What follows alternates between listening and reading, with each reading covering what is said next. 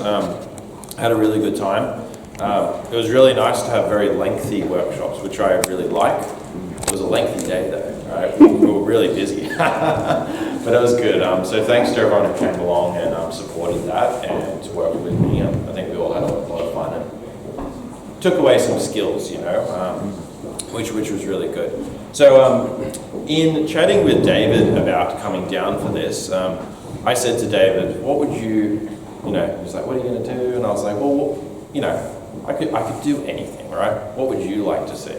And David said, he goes, I've had this thought, like Banksias seem to be this nice, it wasn't in this words, but this is the way I interpreted it, right? But he said, I see this like, I guess like bridging of aesthetics with Banksia, you know, to maybe species that we may consider, you know, giving us that aesthetic of a larger, more mass-filled design, right? Which was the way, you know, it was a bit of a discussion between us, and we were trying to articulate what this all meant. And I said, this is great, I love it, right? It's a cue for me to go off and to come to you guys and talk about what might be really interesting. So I then went away and had a think about it, and thought about what I might do, and I thought, you know, I live in the Blue Mountains, which is, if anyone doesn't know, is a bit of a Banksia mecca, right? Banksias are everywhere, they're like weeds, right? Of so many different species. There's serratas, there's iricifolias, there's spinulosas, there's cunninghamii, there's marginata, there's robusta, robar, like, it just keeps going, right? Integrifolia, can you believe it? There's a subspecies of alpine coastal Banksia, right? Very disparate words there, alpine coastal. They grow in the mountains, and they're the tallest Banksias or integrifolias that there are, right? And they exist in the Blue Mountains, funnily enough. So it's a real place for Banksias. So I thought, you know what, I had a few images that I've collected over some of my hikes in the area, and I thought I'll go out on a few trips over a couple of weeks to some local spots and just try and capture some imagery so that I could share with you, I guess, some of my thoughts around what I'm looking for in trees in the landscape to inform our bonsai practice, right? So I went about the exercise, and it took longer than I thought, because when you're seeking out a particular photograph that showcases exactly what you're looking for, yes, there's lots of beautiful trees out there, but the notion of photographing a tree well comes in, right? Which is just like going out and hunting a nursery or collecting a tree, right? You might find 100 amazing trees to photograph, but there's only one that really articulates well on a photograph, right? So it actually turned out to be a huge exercise. I think I went on about 4 or 5 hikes, 4 or 5 afternoons. Awesome. But I really enjoyed the process of it, because it reminded me of something that is very important to me, which is going into the landscape to interpret trees through the practice of bonsai, right? For me, that's what bonsai is all about, right? That's why I do it. I don't do it because, you know, I love a tree, picture in a magazine of a certain species. I do it because it allows me to articulate, understand, and enjoy the native environment, right? That's something that's a real keystone to me. We'll get this up if you could. Do you remember how, the mirror thing again? Right. Sorry. No, that's right. Yeah. No. It's good we played with this before. Yeah. Should we do this? There you go. Yeah. All right, lovely. All right, so I've called this little presentation Defining Characteristics of Banksia. And the way I want to sort of do tonight is I'll go through this. It's not too long, pretty quick, right? I don't know how long it'll take because I haven't talked through it, but I'm going to show you guys a few images, a few different scenarios, and go and break down a few trees and speak to what I'm kind of looking for and what I see as attributes within. Primarily Banksia serrata is what I'm going to be showing you guys here. As much as there are many Banksia species in the Blue Mountains, serratas for me are the ones that do bridge this divide of, and what David was really, I think, trying to articulate to me, this divide of like, there's these native trees in Australia, whatever that means, and then there's these species that we idolize in bonsai, right? And I think what David was trying to point, he was like, you know, there's pines and there's things like, there's olives, there's things that have mass. Like Banksia feels like to me like this tree that kind of taps into that through the native environment. And I was like, yeah, I totally get what you're saying. And for me, within Banksia, serrata is the one that does that. Now the tree I'm going to be sort of like working with today is not a serrata, but it doesn't matter, right? In a way, to me, a marginata captures the proportions of serrata in the bonsai form better than a serrata captures serrata in the bonsai form, if that makes sense, right? Serrata as bonsai are a bit of an anomaly because they're so thick and almost like ghoul-like, right? They're really interesting trees, but if you take this image on this front slide here and impose that with the proportions of this tree, you see a similar proportionistic sort of attribute within both the branching and the trunk mass going on with this tree, right? So something really interesting to think about here. Let's see, will this flick? That's the question. Oh no, how do we do this? Oh, we didn't try, did we? There you go. There we go, okay. Done. Alright, beautiful, beautiful. So let's first talk about context. Where do Banksias grow? What is their ideal environment? And I wanted to touch on a few functional aspects first because I even spoke to some people over the last few days working around Melbourne and even in the workshop today, like, hey, Banksias always die for me. I don't know why, right? And I understand why. Now, when you understand the key characteristics that Banksia need, they're kind of the most impossible to kill species, in my opinion, right? When you get the horticulture right, it's like anything. Now, Banksias to me are like pines, right? For many reasons. But one is the horticulture. So they're a very oxygen-driven tree, right? And if we think about where a lot of Banksias grow, they grow on very often, not all the time, but very sloped terrain, at least where I see them in my sort of native environment. They always grow on the sloped areas, not so much on the flat areas, but on the sloped areas. And a lot of the Banksia diversity exists in Australia within some of the very well-draining geological regions of the country, right? So the Blue Mountains is a bit of a mecca for Banksia because it's all made of sand, right? What does sand do? Drains very well, right? Holds water, but it leaves very continually through that system. And as you can see, this beautiful, could be Yamadori Banksia, right? Phenomenal, right? This tree is about this big. It's awesome. And that's cool when you go hiking, and this is like 10 minutes from my house, right? You go down a little track, and it's just littered with, it's all in the World Heritage area, so no go, unfortunately. There are properties that surround this area though, so maybe one day. But yeah, this area, this is actually a little hike that I found. It's like a little track that I think climbers use to get to one of the cliff sides. So it's not a named hike, but me and my partner, we've called it Devil's Ridge because it's surrounded, you can't actually, oh, here they are. So this plant here, it's called Mountain Devil. It gets these big red spiky flowers. And if you squeeze them on the right day, when the nectar is just at the right moment, you get this big sort of glob of nectar in your mouth. It's really tasty. But they're big. Oh, there's one. Yeah, there we go. Right there. Yeah, nice little tasty treat. So if you're ever in the Blue Mountains wondering how you see those, pop one off and have a little drink. They're really, really good. But we call it Devil's Ridge because it's covered in these flowers, tons of them. But it's covered in these stunted Banksia serrata. It was really, really cool to see. Yeah, massive big trunks and really small trees. It's really interesting. But this sloped terrain and the geology you see in the Blue Mountains and within the Sydney Basin in general, both south and north for quite a far extent, it's all sandstone, right? So it's really well-draining soil. It takes on moisture really well, but it doesn't hold the moisture for a very long time. And this is kind of the environment Banksias love. This is why you see a lot of coastal Banksias or Banksia serrata on the coast, but you'll see them in very high elevation areas. I mean, where this is about 1,100 meters of elevation, right?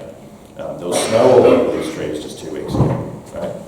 So Banksia don't mind cool conditions, but what they need is the geology, right? And the Blue Mountains offers that. So you won't find these Banksias slightly further west.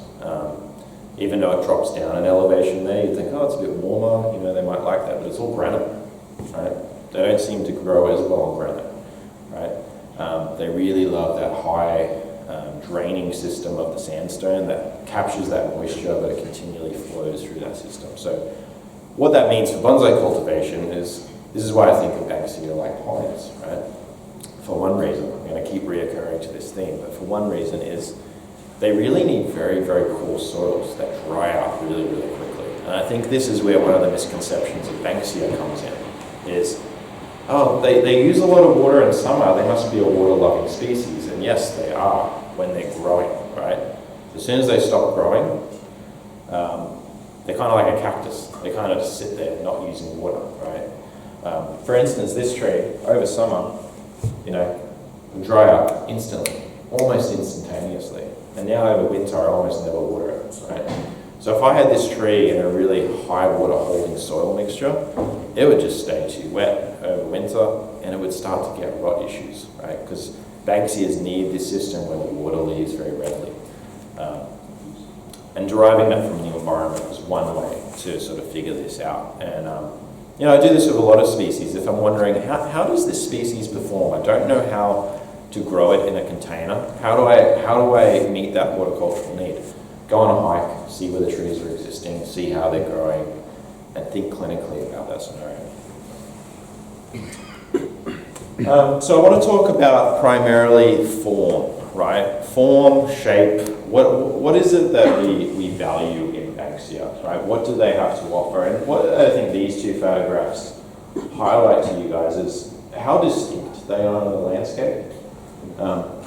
They are kind of, especially the serratas, they're kind of anomalies, right? If you look at all the other trees around them, you've got, you know, classic sort of heathland scrub, you've got tea trees, you've got eucalyptus.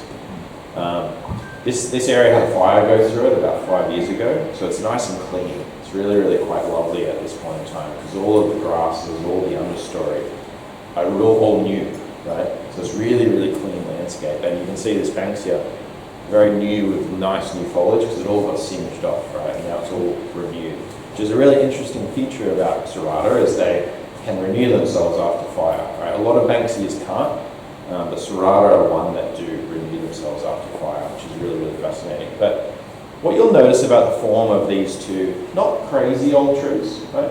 One on the left has a fair amount of age, the one on the right, not so much of an aged tree. When I say not so much of an age, maybe 50 to 100 years would be a very, very rough guess. But what you'll notice about these trees, right, is the lines within them, right? What do you notice about the lines and the way that they move, right? Those structural branch lines, right? It's a very, very up and out sort of formation, right? You notice those lines really rise up very, very high, very acute angles on the top, very obtuse angles on the bottom, right? And to me, this is one of the first things to think about when constructing Banksia, is remembering that they're just like any sort of broadleaf tree or more familiar maybe to a lot of us deciduous trees, right? Where you see this really up and out sort of form within the branch structures, right? And this is something that I think really characterizes Banksia. They do it in a very, very distinct way. This is the very thick vascular system they get within the branching.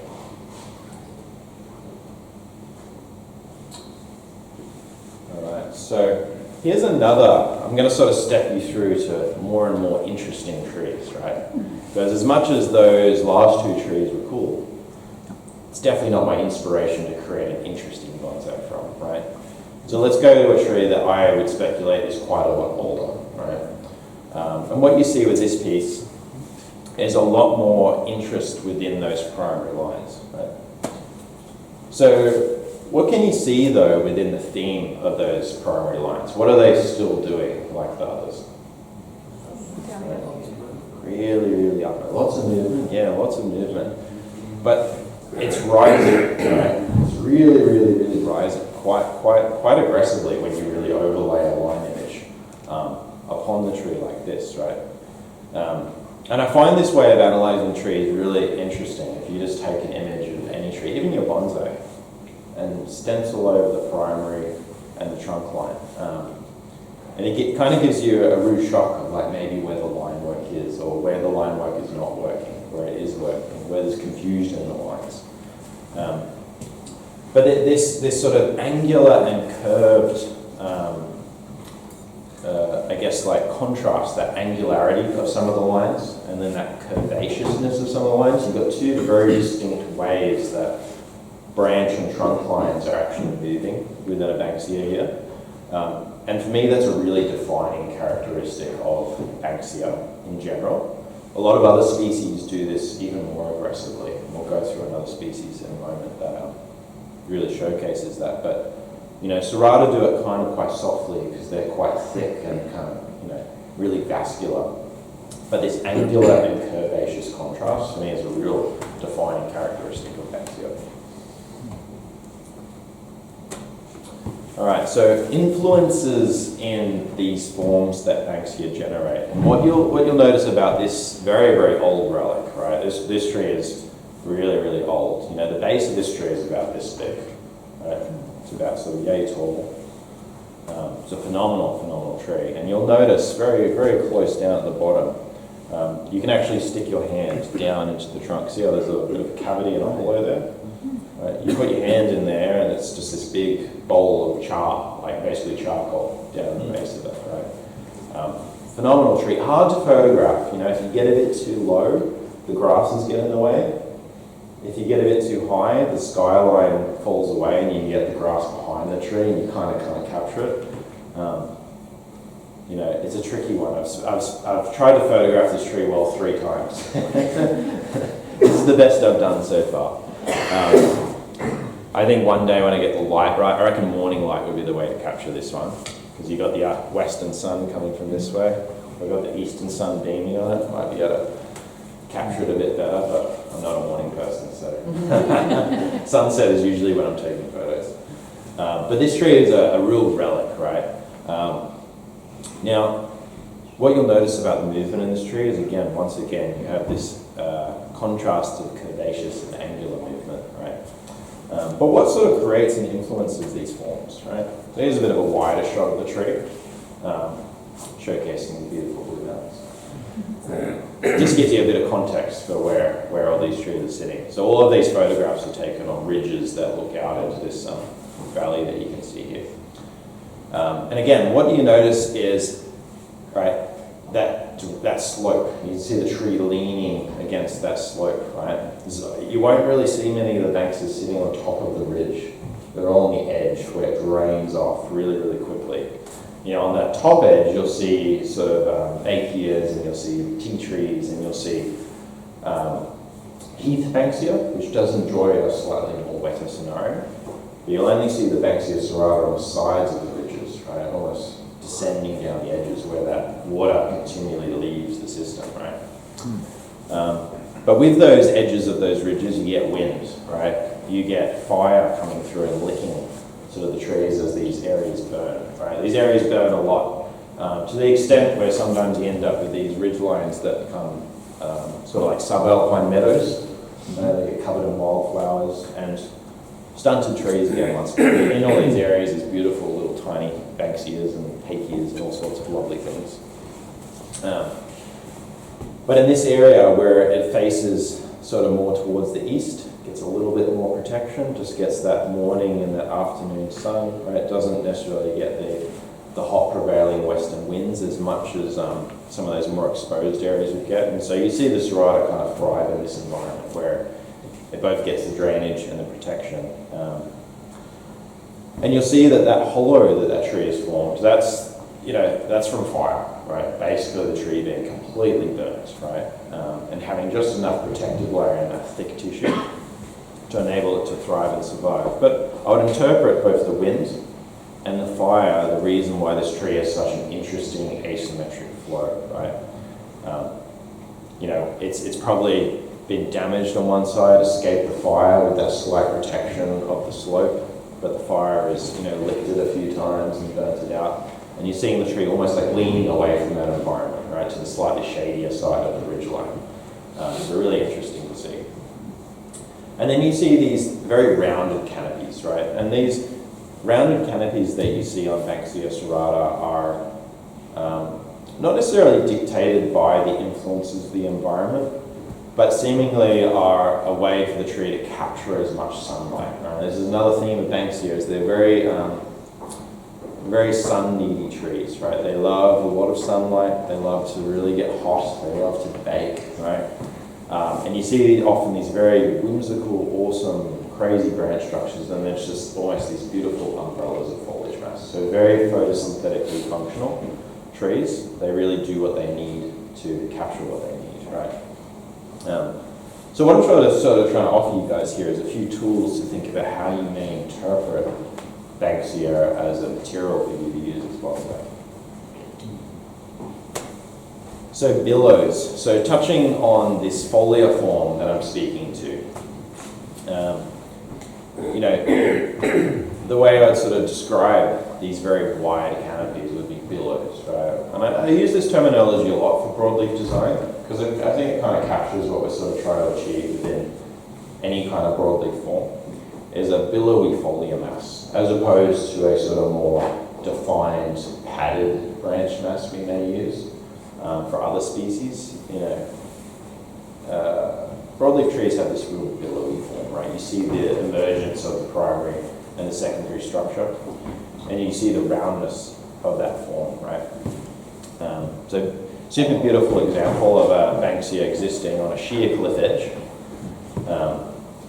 leaning over the side. It was funny, I got a tip off from a climber.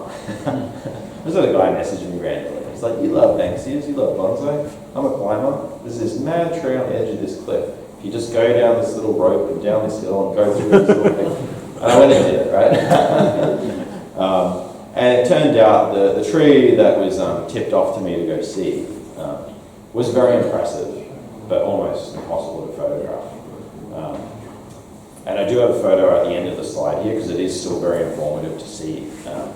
But you know, I found this tree along the way, which was, I think, quite a lot more beautiful actually to photograph to get that distance.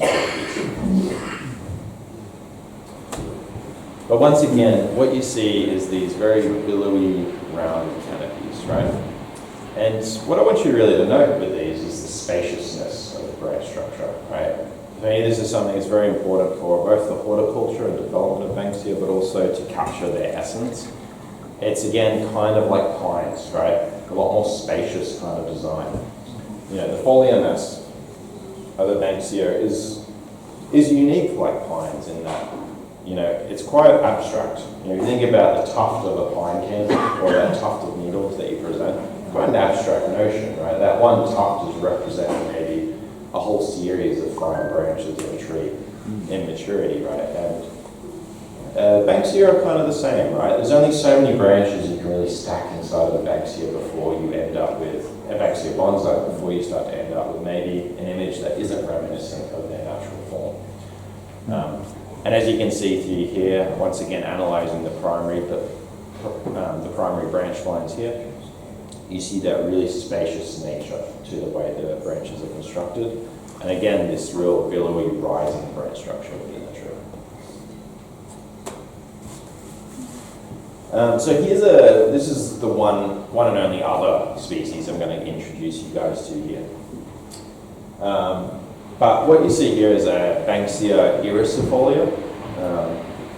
So very similar foliage to, I know you guys, a lot of you guys who work with Melaleuca will probably understand Melaleuca iricifolia. So Banksia iricifolia almost looks the same, but it's a Banksia. Very, very interesting. And funnily enough, this foliage morphology of this very sort of almost spruce-like needle formation, I like to think of that, it's like a very fine foxtail. It functions like Melaleuca iricifolia in that wherever you cut, you get 1 million buds, right? So it's a wonderfully functional Banksia for bonsai. I have a lot of high hopes for this species. I have one I've been developing for, gosh, near on a decade. Not really developing any others, just sort of like trialing technique and thinking about how I'd work with them. And I think I've decided that, you know, through good technique, they can become something that develops really quickly, really beautifully, with a high degree of refinement, right? Not needing as much spaciousness as maybe something like Marginata or Serrata. But what you notice is these billowy masses are, and the way the quote-unquote needle, or they are leaves, but they appear needle-like. The formation of this type of Banksia, taking on a very similar attribute to any really Banksia, but the density that you can achieve here is again very reminiscent of the way that these foliage masses sit outwards the tips pick up. It looks like a very, very refined pine tree in my mind when you look at these very distinct branch formations. Now, a little bit of inside the tree on the right here is I found this tree just the other day. I think it was on Thursday. I was out capturing the last few images for this project. I went to so many places and I got like 10 pictures that were worthwhile, as goes photography. But I went down the wrong track because I knew this spot. I call it Banksia Ridge. It's this ridge line really close to the town of Blackheath, and it's just all Banksias. There's no other trees. It's just like almost looks like a Japanese garden. It's just all these mounded. It's where this one is. Just all these mounds of Banksia look like they've all been topiaried. Right, phenomenal spot. But I took a wrong turn and I ended up on this little stone ridge, and I was like, wrong way. Turn around, and there was this thing. And this thing's awesome. The base is about this big on it. The tree's about this tall. Just wonderful. It's pretty scrappy because there's a lot of dead twiggery in there, but if you went through and cleaned it up, it'd be awesome. It'd be really awesome. It'd be a perfect garden specimen, right? Absolutely ancient Banksia ericifolia. I've never seen one that big and that small. I've seen them that thick, but usually they're 6, 7, 8 meters tall. But this one was really awesome. But again, if you can see through the structure there, you sort of squint your eyes, it's a bit busy. But again, you see this real rising branch structure and these beautiful tips sort of rising up in these really pine-like clumps. So again, just to reiterate this, being on theme of David's request, trying to find this way in which we can sort of interpret Banksia as something that reminiscent maybe of trees that we idolize through bonsai, like pines, like a lot of our conifers. I think Banksia truly is a bit of a bridge in that gap. It truly does, I think, offer you proportions, offer you a sense of regalness maybe that, say, like ancient pine trees do show in the native landscape. And I thought I'd make this comparison through 2 trees in the landscape rather than 2 bonsai, right? To maybe remind us of like what is truly ancient in the tree world and what does this look like, right? Fantastic example. I believe this is a limber pine, to my knowledge, right? So an American species of pine. Really, really fascinating. And although you don't have the same form in these, you get the same sense of the way they fill space, the way they, interpret branch structure in the apex, the way that branches move into those spaces. So, just something to ponder there and really think about.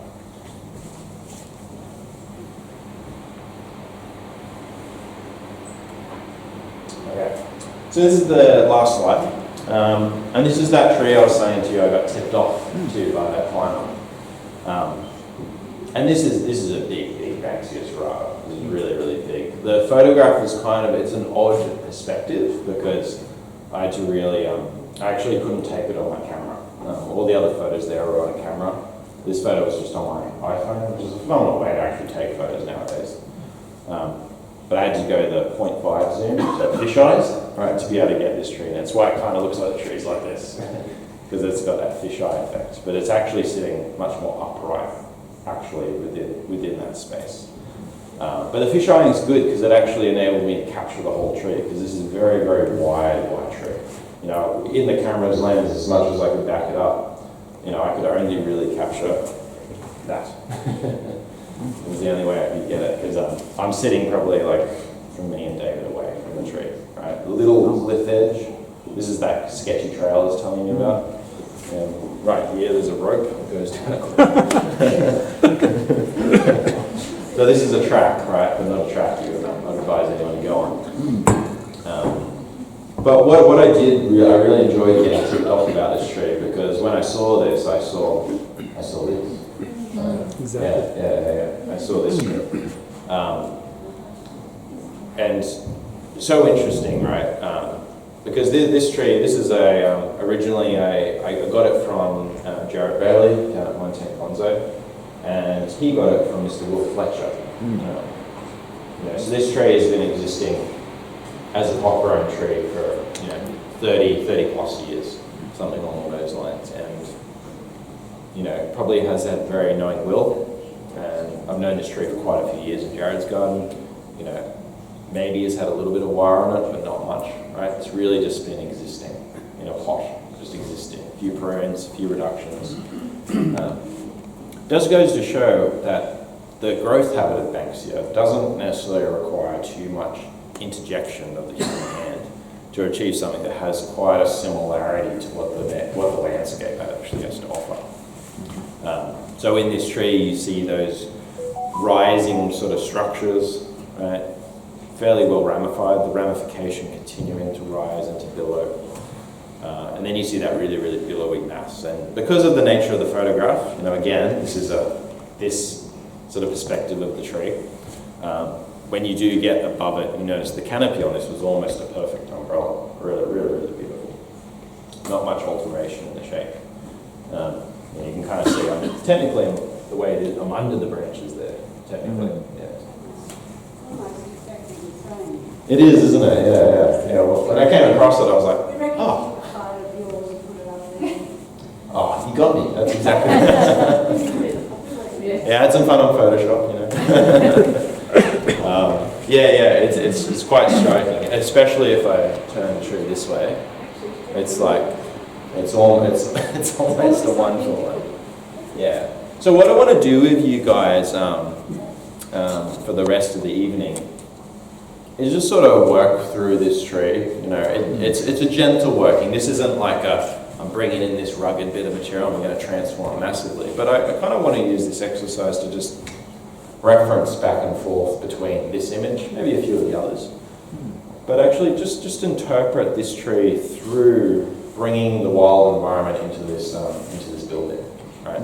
Which I think is a really it's a fun exercise. I do this sometimes in my studio and with students who come to learn. Sometimes we'll bring in imagery, not necessarily to copy. I know this is a bit of a copy, but it doesn't usually work out this way. It's quite uncanny, but yeah, using actual images or experiences that maybe you've recently had with, whether it's the species or similar, or even just trees that inspire you. I find it really offers you a little bit more context to what it is you're trying to create through a bonsai tree, right? And obviously, look, your artist statement for why you create bonsai is unique to you, and you make bonsai for what image you desire and what you see as good in bonsai, right? But I know my artist statement is I want to understand what's cool in the environment, for lack of a better term, what's ancient, what excites me, and naturally for me, that's usually what's around me, right? I think for the longest time, what bonsai as a practice has been, quote unquote, traditionally, is an interpretation of your locality, right? I love asking people this question: what type of trees do Japanese people use for bonsai? Japanese local trees, right? Yeah. What do you see a lot of European people use for bonsai? European trees, right? Maybe not in the long past, but in the near recent past. What do you see all those Americans using nowadays? American trees, right? Yeah. And a lot of the times before noting those nations as, you know, saying, wow, they make cool bonsai, you know, when they were kind of a lot of those countries imported Japanese bonsai, but when they were, it wasn't really noteworthy. You've seen that before, right? You've seen that before, right? But then you see these areas of the world using their local material, and it's like, wow, that's cool, right? That's engaging. And I think in Australia we forget often that those trees are their local trees, right? Much like the Banksias are our local trees as well. You know, so for me, my artist statement is, I just want to make cool trees. And for me, the coolest trees are the ones that are around me, because I see them every day, right? But anyway, I want to sort of like step through the work on this, and I'd love a bit of your guys' input into this bit of material, actually, because I think it's quite an easy tree to consume because it has a lot of history in it. It's super slow growing tree. You know, you can almost see the old pot that it was in still, right? It's very common for a Will Fletcher tree. You know, the root balls, this is probably the root ball it was planted in as a tube stock, and it stayed there for 30 years before it got potted up by someone else. It's often how Will's stock works. Yeah, and often this is kind of the way to transition them, sort of cut that root ball in half, get it into a pot, develop a domestic root system, and then come in and sort of open it up at a much later date. And that'll be my job this spring, because this is rock solid, this thing. Now, this Marginata, I was actually thinking as I was driving down to Melbourne the other day, and I was seeing it in the back of my mirror, and I was looking at the foliage, because I've just always been told it's a Marginata, but yeah, I was looking at the foliage, and it made me start thinking there's a species in the Blue Mountains which is quite specific to the Blue Mountains. It's called Cunninghamii. It used to be thought to be a subspecies, a natural subspecies of Spinulosa, which is the fern leaf Banksia. It has quite a very, very, very delicate long leaf with these little, very similar to this, these very little spikes on the ends of the leaves. Really delicate Banksia species, very, very beautiful. And so Spinulosa Cunninghamii was what used to be known as, but I think in the last sort of decade or so they've discovered it to be actually, it's just its own species. And I was looking at this and I was like, God, this actually does look like a Cunninghamii, because I've never seen a Marginata with such, I don't know if anyone else has, someone might have some more insight for me, but it has such a long, large leaf, right? Marginatas in my, are sort of more like this one here, right? And you'll notice there's a bit of silvering, but it's a very undistinct silvering of the underside of the leaf, unlike, usually they're like white, right? Yeah, so it made me start thinking, I wonder if this is actually a Cunninghamii, which would be really interesting that Will, may have been growing a very particular Blue Mountain species down in Tasmania, who knows, right?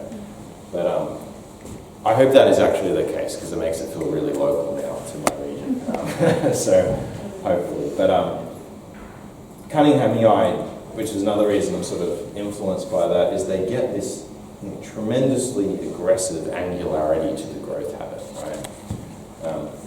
Which is fantastic for interpreting the Banksia in a really, really condensed form. In this condensed form of a miniature tree, right? The more angular that movement naturally is, the more it feels like the bigger counterpart that we maybe are trying to interpret. So that's it for the presentation. I know David wants to use this for the camera, so I'll leave the laptop running with this here so I can keep referencing it. So we'll do that. But does anyone have any questions based on that presentation or discussion for me thus far? No. Otherwise, we'll break into a little bit of work on this guy. What I sort of want you guys to sort of help me out with on this tree. I'll pull this out so. That's all right. Pop that there. Nothing on the slides. What I want you guys to kind of help me out with this tree is, and this is great because I can see what you're seeing. What do you guys think is engaging, intriguing, interesting about this tree? Because there's lots of really fun viewpoints of this tree that we can sort of look at and interpret. I have a feeling what you're all going to say, right? Well, do you guys have any sort of proposals for me as to how you would interpret, based on all that imagery we just saw, all of those inspiring images, what sort of engages you about this tree? What do you think is really interesting? Very sharp change of direction. From here? Towards the way up the tree. Up here? Yeah. Yeah. The branches, The branch is very, very sharp. It's super sharp, isn't it? Yeah. Even before that, the first thing I noticed about that tree was the potting angle. As you said, it's coming out of the pot so much and maybe you've got to repot, but that it's on an angle and yet the tree itself is growing around and away from the angle that it's got the slope. Yeah, there's not a bit of a slope, isn't there? It's sloping that way, but the tree is trying to grow back the other way. So it kind of...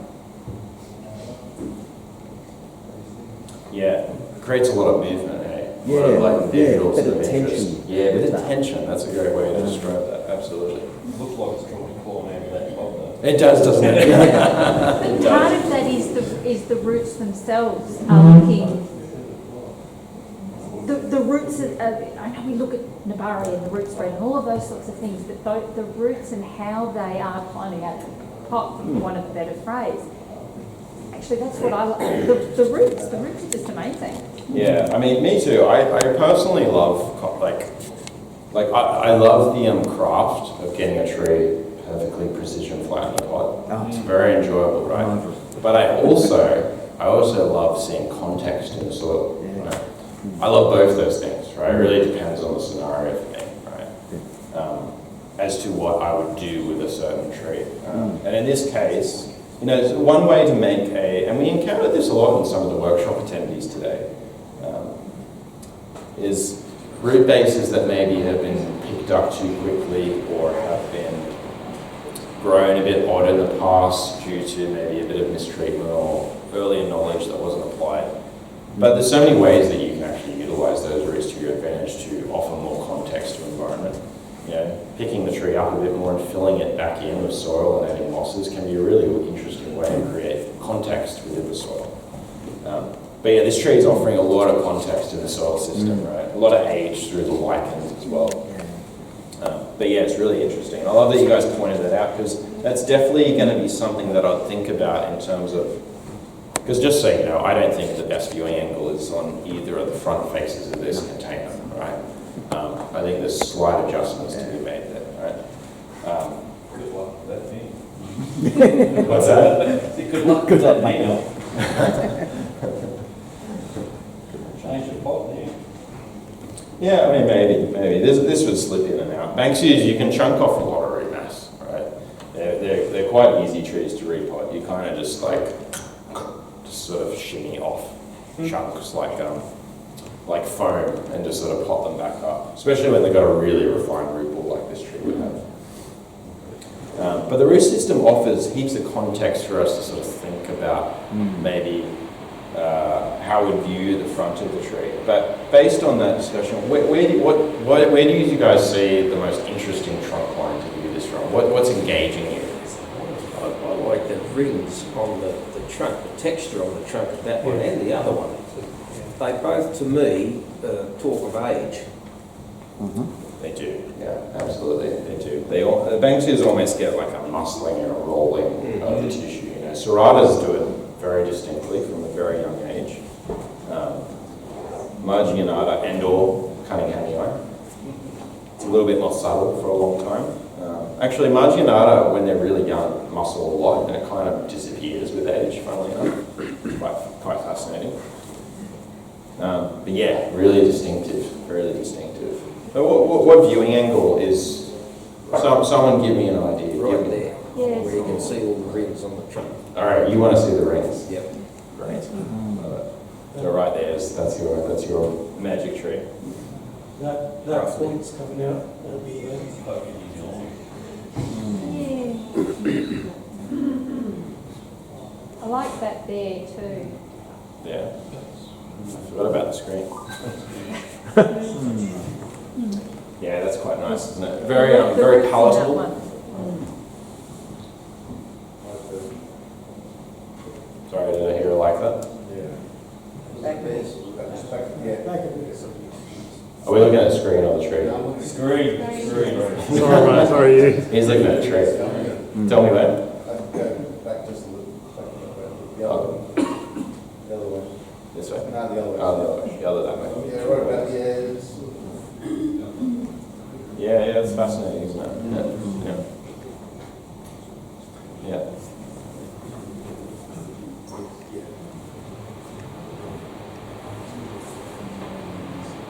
What else, guys? These trees could almost have an angle. Dot. Yeah. An angle chain could be a way to really elevate this tree too.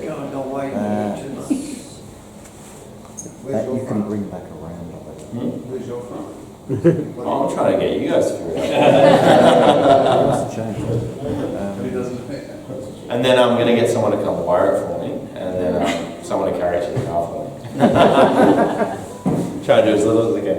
No, yeah, look, to be honest, I what I think I really love about this tree is the incredible angularity of the branches, right? Because based on what I saw in that presentation, the oldest trees that we were sort of looking at there had the most curve and angular contrast, right?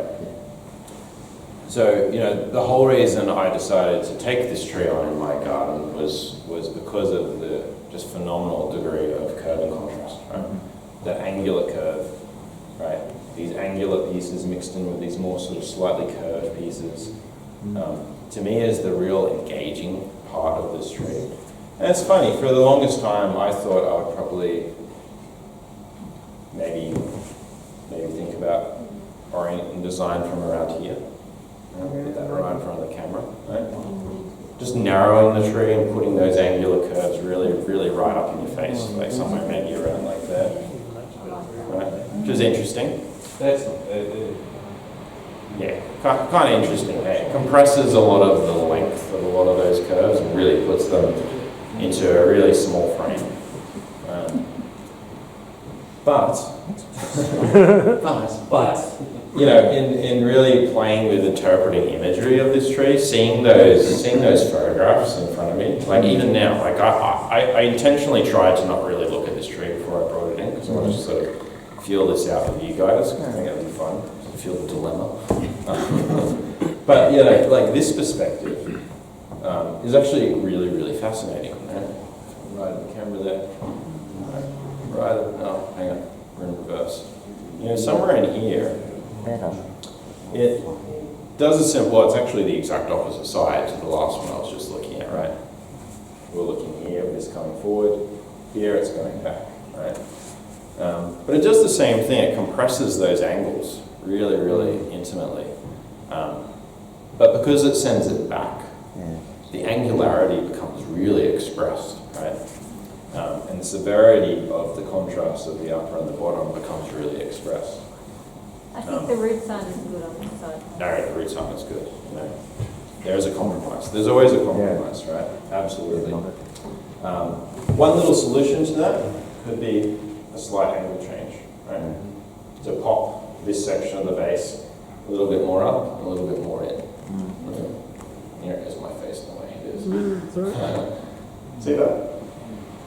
It's another way to sort of pop the trunk a little bit more forward, open the space up a little bit more. The tree is that tiny bit more engaging, you know, so something along those kind of lines.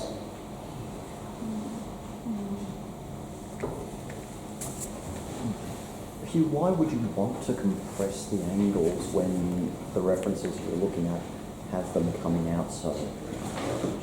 Why would you want to go the thin angular end rather than the side on? Yeah, so great question, right? Great question. Why would you want to compress something rather than once? And it's all to do with generating that sensitive topic of scale within bonsai, right? It's quite easy to move in a direction where you lose that sense of it being a big tree or a pot, right? That nature in miniature vibe. So although my primary motivation isn't to just like compress the tree into the tiniest thing it possibly could be, but wherever I can just nudge those aesthetics to be a little bit tighter, right? More encapsulated in the image, the more I'm going to draw attention to them, right? The more I'm going to showcase those pieces. Because if you zoom yourself away from this tree, it's not like this tree isn't spacious no matter where you look at it, right? It's a very, very spacious design, even in the most compressed place that you look at it from. But yeah, no, it's a great question because, and also something that I find is a really interesting tool in designs of trees that have a lot of negative space involved in them. You know, say a design that is very line-based, right? Has very few branches. One way to create a lot more density within those very few branches is moving a lot more of the material front and back, right? Because you stack more foliage in front of and behind the trunk line. And with the same branches, if these branches are here versus here, around the trunk line, you can create a lot more compression with very few branches, right? So you maintain that feeling of lightness, but you still use the same amount of branching to compress and make the image a lot smaller. And so one thing I'd probably avoid with this tree is looking at it from, see this face here. Although it looks nice in the 2D, it looks really nice on the screen, it looks very pleasant, right? But it's going to be hard to sort of continue to evolve and interpret this tree over time into something that gets better and better and better. You could say the same thing for the opposite side. Right? It's very, very wide. You know? So the more I can sort of like put things further front and back, the more I can have negative space that's filled very delicately with foliage mass, right? There's a little tool I like to think about and use to make linear trees, right? Although this is a thick liney tree, right? The trees that have a bit more line fill space in a more sort of intriguing and interesting way. Is that also because over time you will grow the width out, that that's where it will grow to the side of your now thinner tree? Rephrase the question. So if you're bringing it compressed to this view, like on the screen, is it then that what grows from there you will bring out sideways more? And that's how you make it more sustainable? It'll grow out sideways. Like bringing the left side out, and it'll grow out there. Yeah, grow out there, sort of thing. Yes, yeah. Is that sort of the longer term plan with that new angle? No, I guess, so when you're considering like designing a branch with predetermined sort of lengths like this has, right? This has a very good, well scaffolded branch structure. So thinking about designing something like this, I'm not considering like, oh, I want to grow things bigger, larger, bigger. I want to create density inside of the lines that are placed. Okay? So placing these lines inside spaces, I'm more thinking if I put those there, I more or less want to create more refinement within that space that's generated by those branches. So no, I'm not necessarily looking to lengthen or widen in those decisions, right? The whole reason I would be choosing an angle to compress lines is so that I keep that compression. You know what I mean? If I wanted to make it wider, I would turn it to a wider position. You could say. But what does everyone else got? Has anyone got any other ideas for me? What do you guys think? Do you like this sort of proposal of mine? I think it then gets too heavy in the back. Yeah. Which you don't see. Like these areas? No, yeah. All the way out the back, because it just keeps on going back. Oh, you mean up, yeah. Yeah. And again, it probably looks In 2D less as heavy well. in the 2D than it does in the reality. So, is what we're worried about is the material in the back of the tree. I think so. But from that front, the apex is sort of going backwards as well. But it just looks like the tree's going away. It is. It definitely is. Yeah. And this is where like the angle change solution comes in to sort of bring that material a little bit more forward, open the tree up a little bit more, right, and create that angular sort of movement coming a little bit more towards you. But, you know, to be honest, I don't mind a tree that comes forward and comes away and comes forward and comes away and generates, like sends your eye through the tree, right? That mystique of you sort of going, oh wait, I'm going all the way to the back, I'm coming all the way to the front, right? It's a way of like utilizing that movement to sort of take you on a journey through the composition, right? Now, yes, it does feel awkward because the branches, the fine branches have to be reoriented to facilitate that line, right? You know, it's a good tree to really analyze these ideas because it is kind of complicated, right? It's not, no, it looks like it. On first glance, you're like, wow, that's really nice, right? And then you actually start to break it down and think about how would I actually make it like the best. It's like, wow, a lot of little pieces to juggle here. Many other possibilities. I mean, it all comes down to each to his own, doesn't it? For sure. Absolutely. Yeah. So But- how substantial a wiring job would it be then to get those branches to sort of come back that little bit to make it not look like it's completely disappearing? Well, let's do it. Let's find out. Let's find out. All right. So that's sort of what I want to spend the rest of the session doing, is just going through and with this objective in mind. So it's not exactly how I thought I'd probably place the branching on this tree, but I thought, you know, it's funny, my own presentation has influenced me. Which is exactly what I was hoping for here. That's why I've abstained from premeditating the design on this tree in any way, right? Does anyone actually have, is there a timber block around? Yeah, that's what I was going to get. Yeah, thank you. Yeah, there you go. Because we might prop it up at that new proposed angle. And what I'm going to do here is There's two in that box on my trolley. There's 2 wedges in the toolbox. It's all right, David. We've got an Ian White wedge. Mine aren't, no. Signed by the man himself. Who signed it? Return to sender. Postage paid. It won't close again, it's pretty rough. Push down on the top.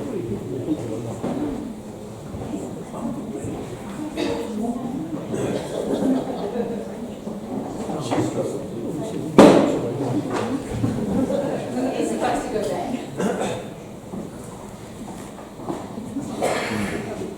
Yeah, this has a tilting table as well.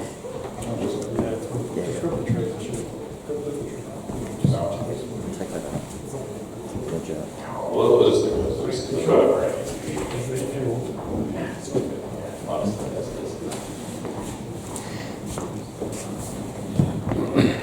yeah, so it's just having it sit a bit more static, it's really a bit easy to see. It's sort of what I'm proposing there, right? Oh, so that's what I like. That's not what was before in the edge. Yeah, I was realizing the visual here is a bit different. Yeah. Because this is looking to the side, so it's not hard to quite get. front and center. A little bit more around. Yeah. Yeah. Does that make sense? So I've lined the front of that up with the proposed front. Good. Yeah. We're probably all slightly talking about different things in the room. So we've got a slightly different angle on this thing. Alright. Does that make sense to everyone, that proposed sort of angle? Right. See how we sort of reduced a little bit of the width, you know, based on the old front, which makes it a little bit wider. Right. And we've just picked up a bit of that angularity in a lot of those pieces of branching. I think I'll actually, looking at the video there, it's giving me a bit distant image. I'll just come around a little bit more. Yeah, just a little bit more there, right? Just to close it down a tiny bit. What this sort of slight angle change does too, there's one area that was a little bit irky about the line, and that was this section. Yeah, I like that. Right? That's what It was quite horizontal before, now just slightly moves downwards, right? You know, why would you make a slight angle change when you're interpreting the line of the tree? Often for me, why would I pick a front that I like, but why would I choose to change it? It's to alter the lines, right? To take them off vertical or horizontal, to move the line further forward or further back to foreshorten or engage with that particular line work, right? So a few reasons there that you would go through and remove that. So what I'm going to sort of start with on this tree, because the structure of this tree doesn't, in my mind, need much alteration, right? The major piece of structure I might alter would be this section, maybe to bring it slightly more forward, right? But I think what I'll start with is just working through all the primary and secondary. It's not usually my focus, because I feel like this tree, although we're altering the design slightly, it feels more like refinement type work to me than it does, you know, dramatic new design on tree. It's an old existing bonsai. It's probably been a bonsai for decades, right? It doesn't need to go in there and completely chop it to pieces and alter the history that's there. So really what I want to do is almost like refine the image that we see in this tree, right? I'm not going to really reduce any foliar mass on it. As you can see, it doesn't have like a ton of branch mass, right? It's very common for like old Banksias to take a long time to stack branching, because they do produce when they're older and they're slow weaving, and you know this tree it only came up from Tasmania less than a year ago, and Banksia down there grows slow. It's phenomenal how much slower they grow, even than Melbourne. You know, the Blue Mountains I've found is a really phenomenal place to grow Banksias. They grow with a lot of vigor, really, really quickly, and they thicken really quickly, right? An interesting thing I've found with Banksia is when you refine the root ball, as in create a really high density of root mass, whether that's in a training pot or in particular in a bonsai container, they thicken a lot, irrelevant to the amount of growth that you get on a tree. I've experimented with notions of actually growing Banksia serrata in teeny tiny little pots, like colanders, right? Little colanders. And with the amount of oxygen that moves through those containers and the root restriction that occurs really quickly, you'll get almost no lengthening of the branching, but you'll get this thickening that occurs to the point where it almost fills the container. Right? The tree stays really small. And I think this attribute comes from Banksia serrata existing in environments that restrict the root ball quite heavily. Sorry, everybody. Root systems that are restricted very heavily by the environments they exist in, so sandstone environments, right, locked into stone. They get really, really, really restricted in those kind of environments.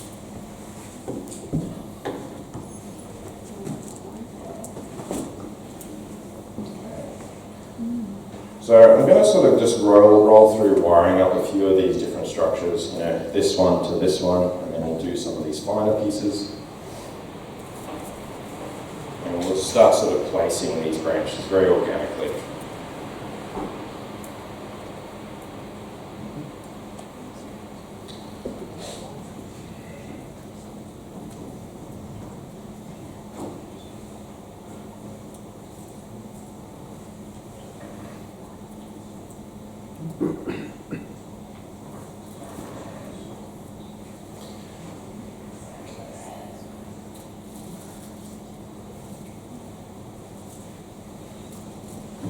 But does anyone have any experience with Banksias they want to share, or any questions that they may have regarding Banksia cultivation?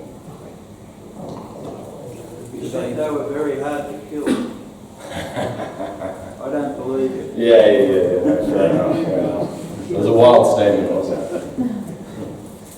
Yeah. So the parameter that I'm existing within in that statement is realizing that Banksias need a lot of attention when it comes to oxygen in the root system, particularly when they're first establishing in a container. It's been the thing that I find is most important, when considering how to actually transition a Banksia to a containerized environment, right? And whenever I've seen people have issues with them, it's usually surrounding too much water, and that too much water is usually associated with the soil type that's being used, right? So, trying to cater for a Banksia's summer condition, right? So providing a soil mixture that maybe is too dense. And then in that density, that soil mixture being too wet in the sort of cooler months or the wetter periods of the year, or anomalies of wetness, or you do a huge prune and the vascular system is not moving as much water because the foliage has been reduced heavily. So any scenario that reduces its water quantity, I found it's been the moment where I've seen people have issues with Banksias. And I don't know if, Dave, that's been your scenario, is over wet periods having issues with them, or where you maybe have seen them more killable, potentially. So when is the best time to transplant? Yeah, well, Banksia are one of those trees where I find, because particularly when you grow them in cooler environments, I don't know when, and look, we're generalizing here when we talk about Banksia, because different species behave a little bit differently. But in general, I know for me in the Blue Mountains, Banksia usually start to move into spring growth around late November, early December. I don't know what happens down in these parts, when would you guys say you start to see? Same? Fairly similar? Yeah, I'd imagine it would be fairly similar. More in Sydney at sea level, they tend to move late September, anywhere into late September into late October, in that sort of window. So they're definitely moving a bit earlier. But they're very heat-activated trees, I find. So when it comes to repotting, I apply the same philosophy that I do with any species, and it's quote-unquote spring bud swell, right? And spring bud swell I interpret as the first flush of growth that occurs after the winter solstice. Right, so for Banksias in my climate, that's, November, December, somewhere around there. The Margionatas tend to be the latest to grow for me. I find sometimes they'll push all the way into Christmas before they start to grow. But then interestingly, because they grow so late into winter, right? It takes a lot to slow them down when it heads into the winter period. But when they do, they shut down. So I find repotting for me is when the bud is just sort of unfurling, right? Not before, not too much after, but as that bud is just starting to open and move, it's what I find is a really ideal time to do heavy root work on Banksias. If it's more maintenance style root work, I mean, any time when it's in the growing season, So Sometimes similar to we go way eucalypt. too long. What would be the ideal frequency for repotting? Oh, sorry, we'll finish off Dave. He was murmuring just as he started. Yeah, similar to a eucalypt, just as the bud Similar to started the eucalypts, to yeah. unfurl. Yeah. Yeah, okay. And if you think about eucalypts, also very heat-activated trees, right? You can trigger a eucalypt to grow if you put them in a really hot house, right? Where say like you put some other species in a really hot house, they'll still wait till the sort of daylight aspect of the year to start growing. So very similar to a eucalypt in that regard, right? Thank you. Yeah, how frequently would be ideal to repot them? Once every year, once every 3 years? Okay, yes. This is a great question because it's kind of related to the root-bound notion, right? I think if you're developing a Banksia for thickness, right, repot very little because you'll get lots of thickening. If you're developing, branches, repot maybe a little bit more often because you'll get more lengthier growth on the trees, right? If it's a refined tree, I think hold them in pot as long as you can because it really refines them and slows them down quite a lot when you do so. But what you get with holding them for a long time is you get a really root-bound tree, so you end up with a really hard to water tree. Because they fill that pot with such fine roots so quickly, the proteoid root system. And then you want to water it frequently through summer so that it doesn't Exactly. dry out. Yeah. But if you can have them in that state of being, they're quite easy to look after as long as you can provide them water when it's summer. And in that sense, you can kind of walk away from them in the winter, right? So you have a very on period and then you have a really relaxing off period, right? When you facilitate that horticulture. So what's your experience, Gerard, with your nice Margionata? I like to repot them every year. Every year. There you go. They're really popped down after a year, so. They are, yeah. They absolutely are. So I guess my philosophy with them is I try and use that pot-boundness to my advantage for as long as I can. Yeah. So something that I find is useful in, I guess, more refinement states of development with them, than maybe more your developmental states, you could say. So you repot that one every year. Yeah, nice.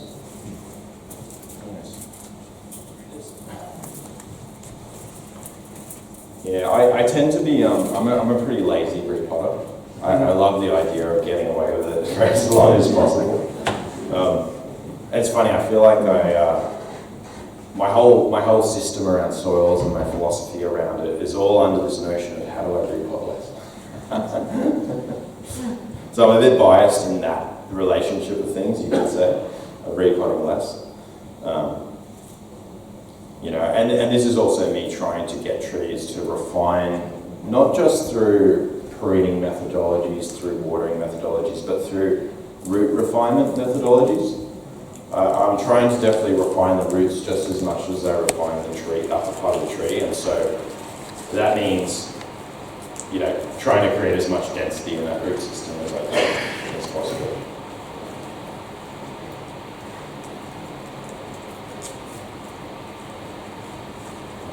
So just see this nice presentation of that foliage mass. See it just by consolidating, right, simplifying those branch masses just that little bit.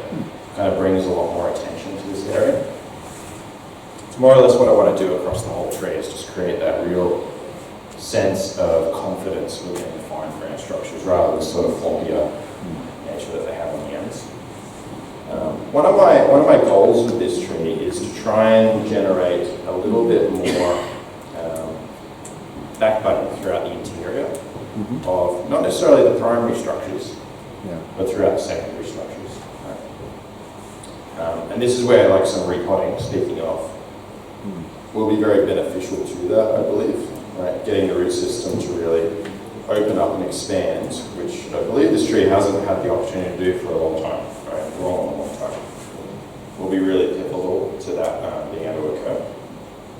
So you just plot leaves from the base.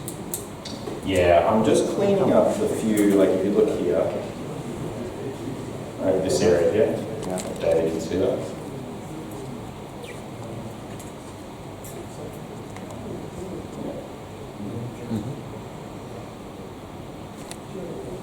Nice. So all I'm doing is I'm just plucking off the few leaves that exist surrounding the sort of crotch area of the branch mass, right? It's just, I'm sort of doing a little bit of balancing by doing it. I'm just trying to balance these stronger shoots a little bit down to these finer shoots, but not so much, because I want to keep as much foliage on this as I can. I'm more or less just trying to clean out those junctions and get wiring a bit easy. So it's serving two functions, but only a small amount. I find if you foliar reduce Banksia too much over winter, it can lead you down those issues I was speaking about, right? Of not having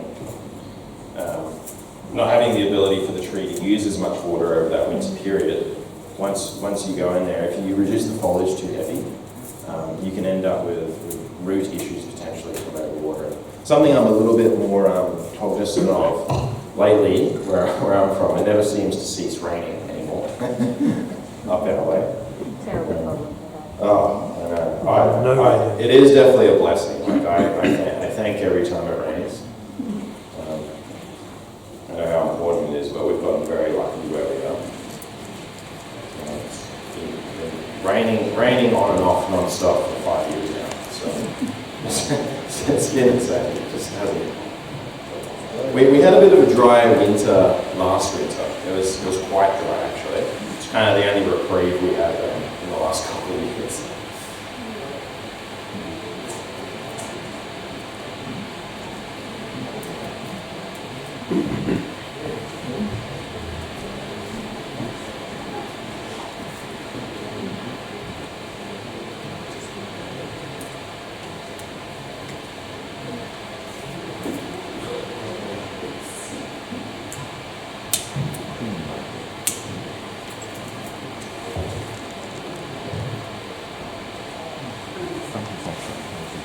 So what I'm trying to do with these foliar masses is really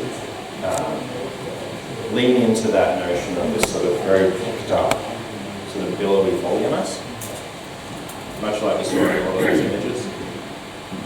Trying to really achieve these sort of really rising lines, not being fearful of having that foliage rise and pick up really, really high.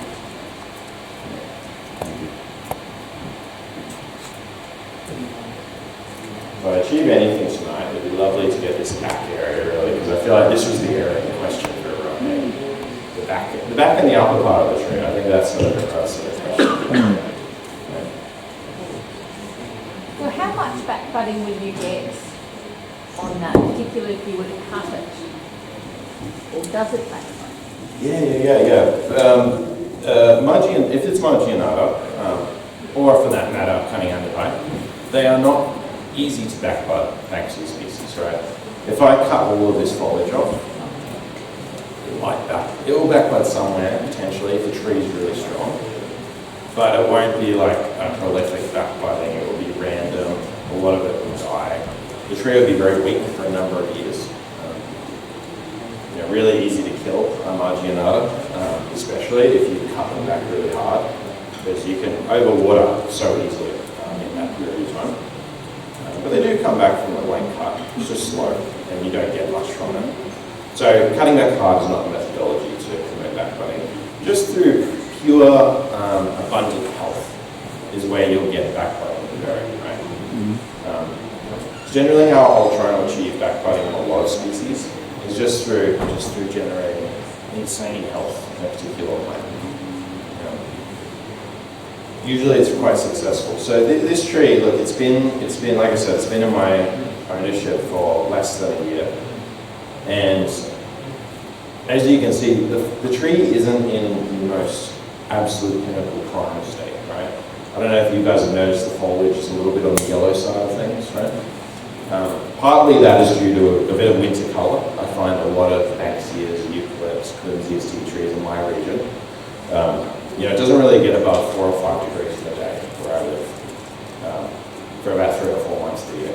So, we truly do get winter colour. All the pines go yellow, all the junipers go bronze. All of the sort of Banksias go a bit sort of red and purple and sort of mossily coloured. The eucalypts go shitty looking, like a lot of the local flora looks a bit drab, right, over the winter. And this winter's been especially not cold on average. It's been quite a bit warmer on average actually, but it's been kind of quite a freezing sort of winter up our way. Like about 2 weeks ago, I've never seen this happen in the Blue Mountains before. The ground froze solid for about half a day. It was a phenomenal. Never seen that happen. It gets cold, but not that cold very often. So it's been quite a frosty, cold sort of winter, and seeing a lot more yellowing than I usually associate with other species. But what's really fascinating about it actually, as much as it's been quite cold this winter, and there's overnight temperatures in the lower in the day, the Mexican swamp cypress, which is an evergreen type of swamp cypress, they get autumn colour, but they hold it until they drop in the spring.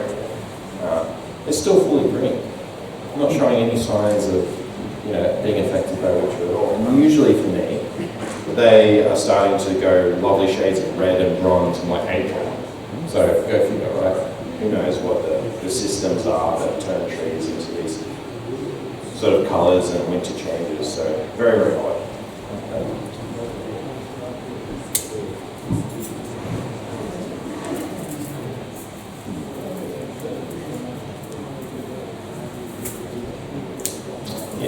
But getting backbiting on something like this will just be a matter of increasing the sort of vigour and health. I'll probably leave this unpruned next season to really promote a lot of lengthening in the foliar mass, so that I can then prune back that foliar mass quite hard probably the following season, and that will facilitate a lot more budding at some of the crotches where you generally see a lot of budding occur on Banksia is at the whirl point, right? So again, one of these similarities of Banksia to pine, not only are they horticulturally similar, right, in the need for coarser, more oxygenated soils, but the growth system is not the same but similar. It has a similar theme to it, right? You'll have these very staged staggered pieces of growth. You end up with multiple shoots forming at each one of those nodes, right? And you get a lot of vigor from each one of those pieces. The major difference being a broadleaf tree, you can prune between any sort of internode, and you will receive buds at that particular point, particularly if you prune early on in the hardening phase of that stage of growth. You'll get really, really nice budding from those particular points.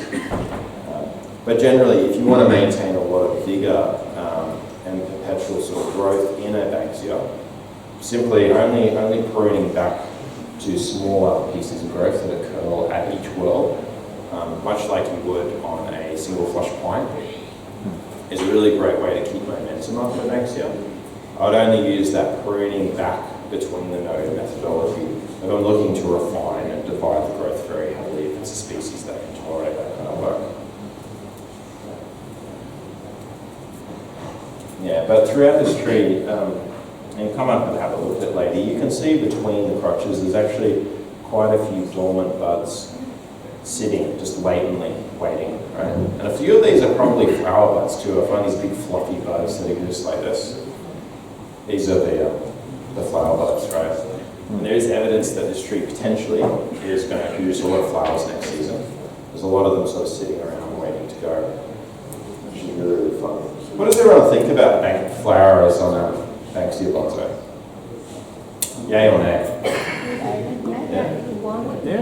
Yeah. They're odd things because they're so big, right? They're so big and sculptural. Personally, I love it. I think it's really, really fascinating. Yeah, they're really great.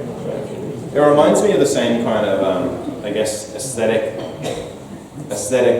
dogma that you get from like a pomegranate in a Japanese bonsai exhibit. Like it's, scale is so important except for a pomegranate. Having this one monolithic huge pomegranate on the branch structure, right? I do see the Banksia flowers fulfilling that same kind of role, which is really, really fun. Do you know if there's any like health issues with having too many flowers, or is it going to detract from the foliage? I get that question a lot. I haven't seen any. Okay. I mean, it's a hard experiment to think about. Like on a particular tree that have removed all the flowers, as the tree got healthier. I've never really seen it get healthier. Because I find Banksias don't produce flowers when they're not in a state to do it. Right? They're not a prolific flowering tree. They're quite like in many regards. Banksias are quite happy to sit not growing for a whole season if the conditions are right. They won't flower if flowers aren't right. You can go many years without flowers and then 1 year the tree's doing well. I have a very large old Banksia serrata, also an original Will Fletcher piece, and this year it produced 14 flowers. That's phenomenal. So where I would say the flowering parameter exists is in having maybe too much physical material filling up the tree, right? So this particular serrata, it has so many flowers that there's no negative space in the interior branch of the tree because it's just filled with, and the flowers are big, right? Massive. And the tree is not much bigger than this. And the flowers just fill all the spaces. So I'd say it's less of a horticultural or a health-related concern having too many flowers, and maybe filling up too much of the sort of oxygenated areas in the branches and reducing airflow could be a concern on a small tree. And they don't scale down, the flowers don't reduce. Great. Do they? So I was trying to lead us down getting to this question, and I'm glad you asked it. Because, yes, you can actually scale down the flowers in the Banksia. Right? What you do, because a Banksia flower is, technically it's an altered woody stem. Right? So it's a woody stem, just like a branch, that instead of producing leaves, produces reproductive bodies, aka flowers. Right? So this flower isn't a singular flower. It's a stem covered in many tiny little flowers, right? That's actually what a Banksia flower is. If I just sort of roll off some of this fuzz,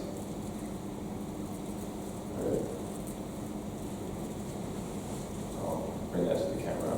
Okay. So see how it's almost like a cone, right? You can see all of the ovaries there of the flowers, right?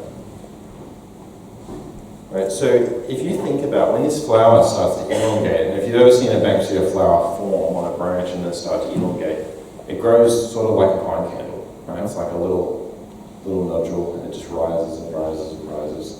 And then when it reaches ideal length, it starts to swell, and then it opens up all of its flowers. So if you come in when that quote-unquote candle, Banksia candle, is growing, if you just pinch it, it stops it elongating, and you lock in a size, right? So you can actually alter the shape and size of the flowers. Yeah. It's really, really interesting.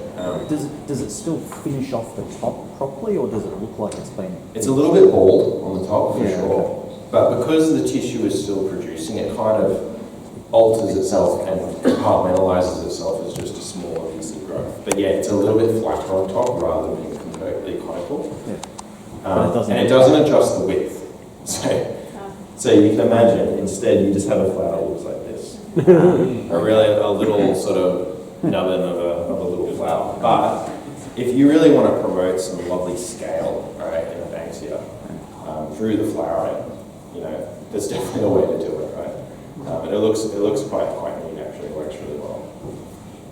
Yeah. So because it is a piece of altered branch mass, right, that's just producing flowers instead of leaves.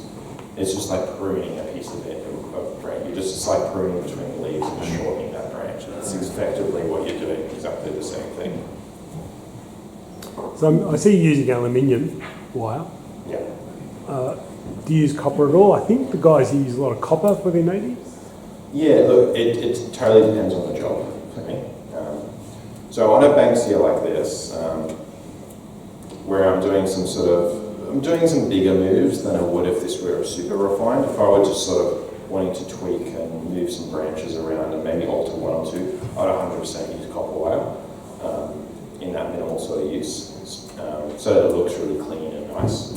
If I were to do some really dramatic heavy bends, I would also use copper for the power that copper can give you and the control. But in this instance, where I'm sort of just passively moving branches around quite softly, and I'm wanting to sort of have a lot of surface area on the branch, aluminium wire, you have to use a lot thicker wire to achieve the same placement power that copper wire would give you. And in the instance of this tree, where I'm trying to create a lot of sort of big, broad, soft changes, I'm actually really enjoying that softness that the aluminium is offering me to do that, right? Banksias have it's quite a delicate tissue. It's quite soft, right? It almost feels like it would press under your finger, right? It's got a sort of soft sponginess to it.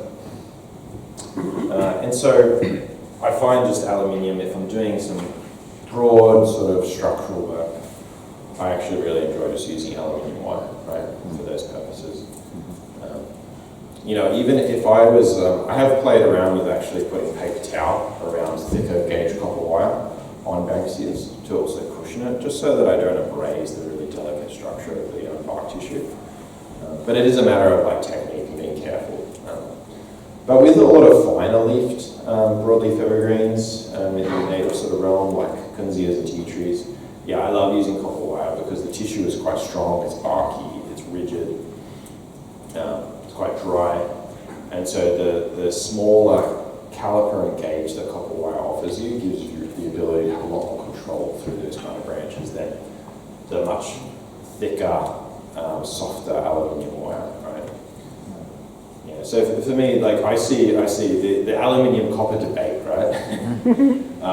I see them as two very different materials, right? And they come into play for me. I use both very extensively, but I'm using them both in different circumstances for different jobs and different needs. Yeah.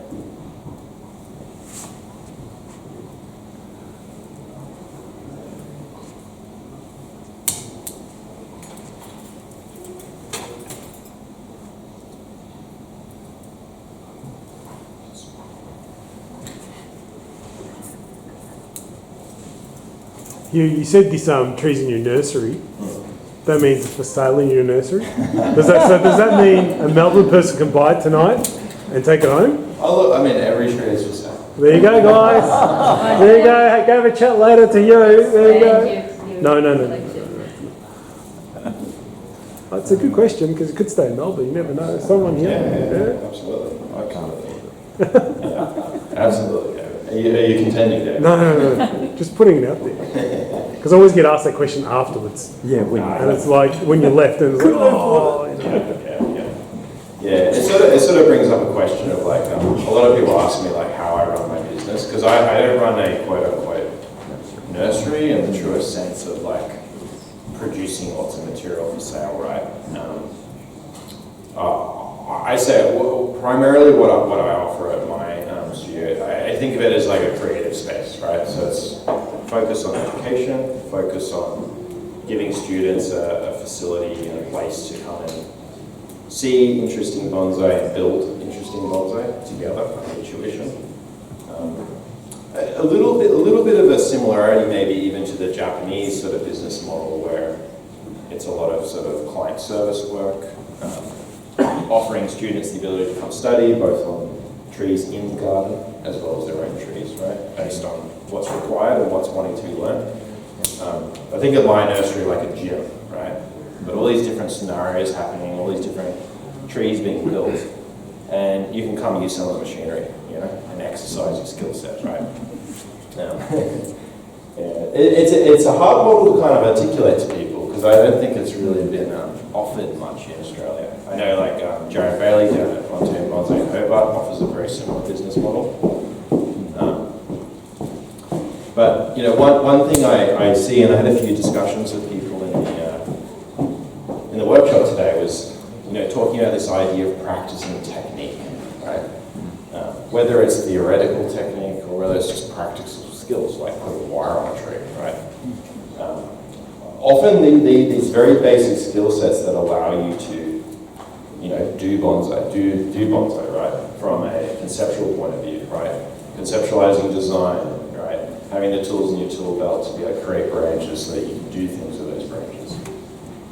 Repotting. All of these tasks that are very practical have, very technical skill sets that go behind them that have not necessarily anything to do with any one tree, but just as a skill set in itself, like putting wire on a tree, right?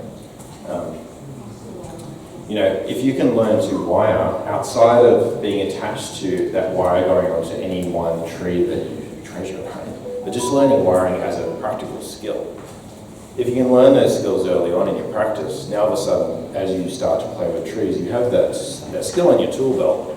You can move straight into the creative practice of what bonsai things, why we're putting wire on the tree in the first place, which is to shape and define design, right? So that's sort of what I offer through my garden, is a space to come and do that, right? You want to come and experience what it's like to work on a really old Banksia and understand wiring and proven methodology and see the decisions being made.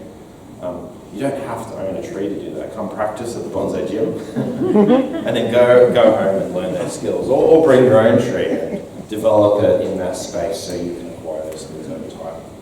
So really for me, going back to the question of tree sales, selling trees is a way to release trees into the community because I can't keep them all, right? I see what I do as a way to have as many trees as possible and filter them out as their need is served, right? And one of those needs is to have one day a collection that's phenomenal because of the continual curation, bringing in a batch of 20 X trees, developing some of them, selling some of them as they develop, getting one refined, and maybe I'll keep that one or I'll get another batch of trees. One day I'll get one out of that. That's kind of the ultimate,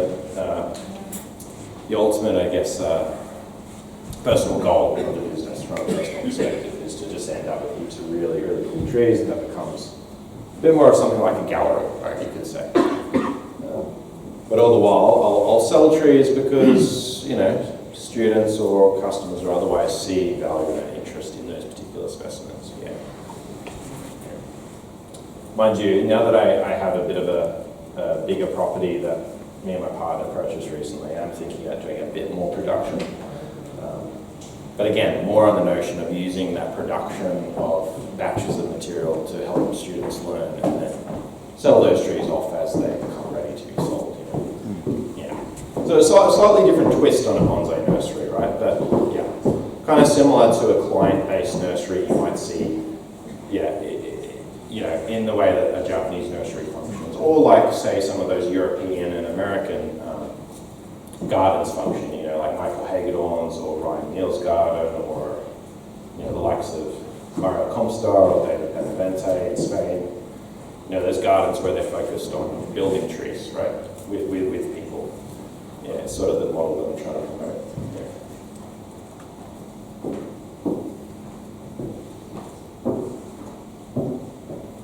Yeah, but in saying that, when people come to look at the trees and they say, "Is that for sale?" Everything's for sale, right? For the right offering. If someone is interested, let's have a chat, right? It's kind of the way that works.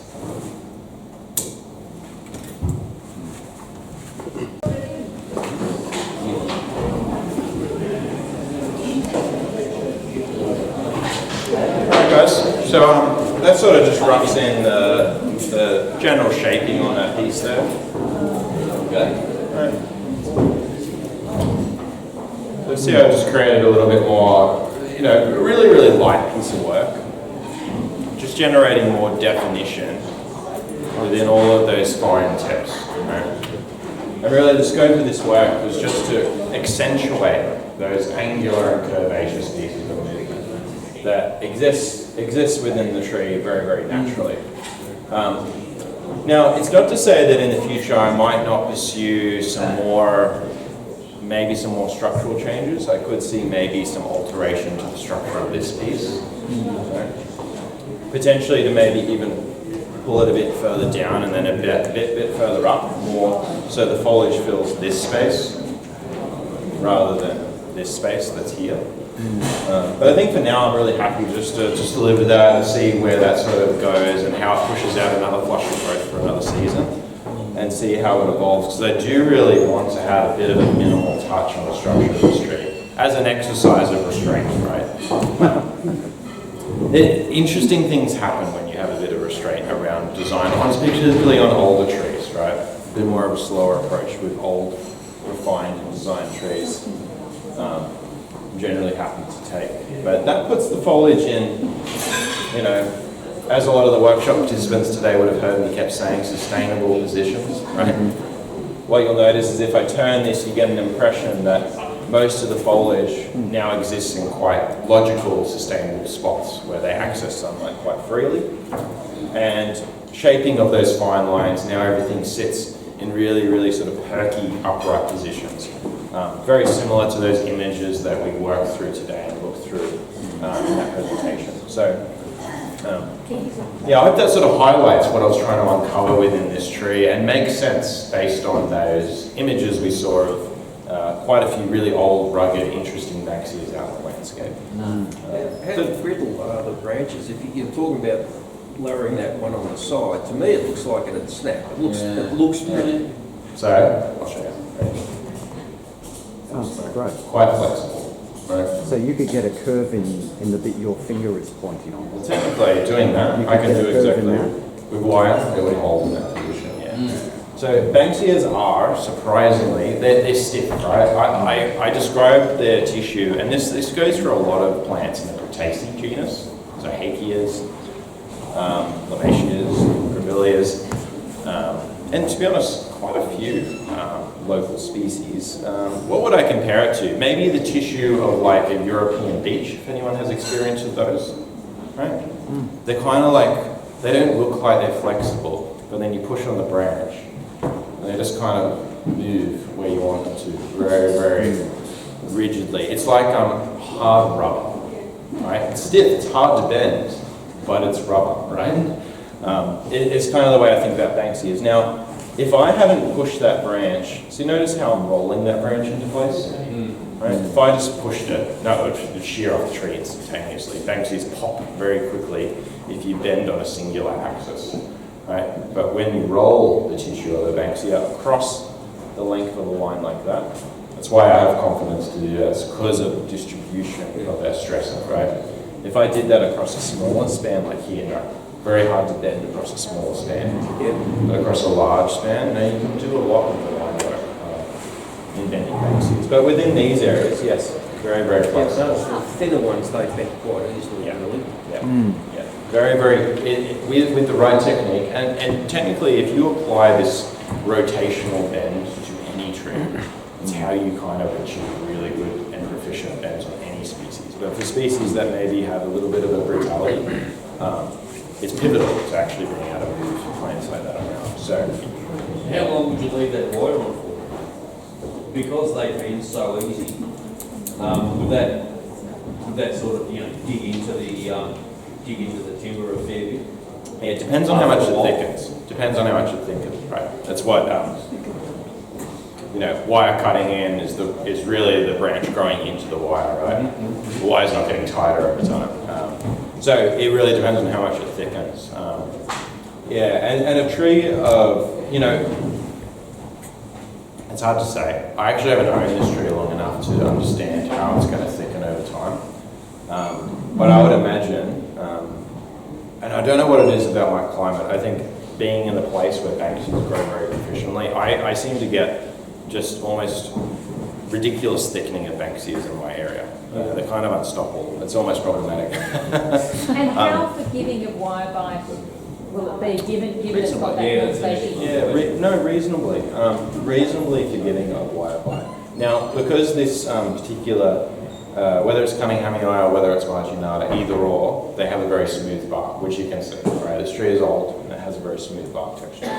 So any kind of indenting heavily of wire will be visible for a very long time, right? Serrata, I don't really, much like a black pine or any barky kind of pine, I don't worry too much about wire cut in as much as I would on this, because the thickness of the tissue and the bark reduction that happens over time, it dissipates really quickly and melds into the tree, and actually, in a sense, in the long run, adds to the bark texture.